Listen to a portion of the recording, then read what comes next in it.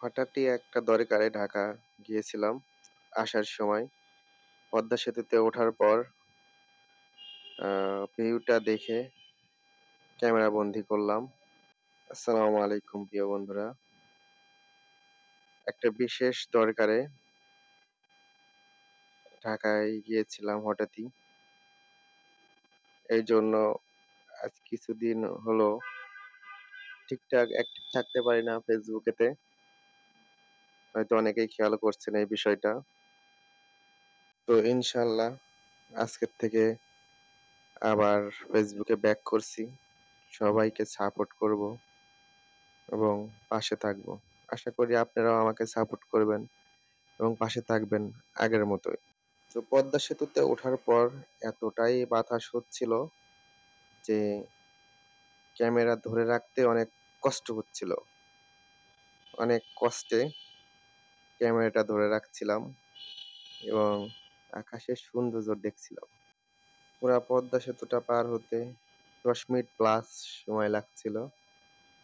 তো পুরাটা ভিডিও করতে পারি নাই।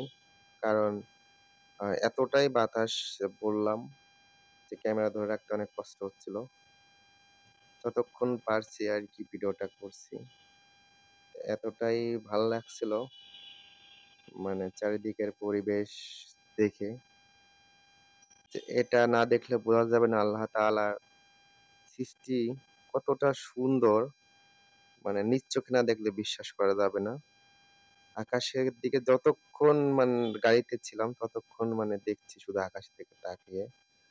এতটাই মনোমুগ্ধকর একটা আকাশের সৌন্দর্য। আসলে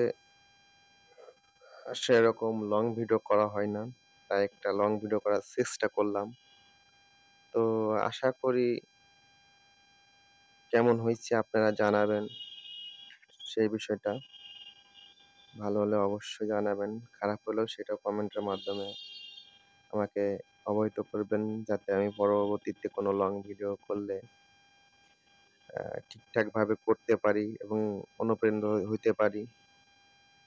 খারাপ হইলে সেটা শুধরাই নিতে পারি এবং ভালো হইলেও আরো ভালো করার চেষ্টা করব ইনশাআল্লাহ।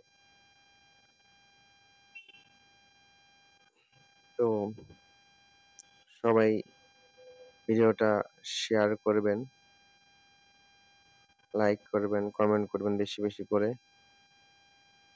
এবং সবসময় পাশে থাকবেন আশা করি।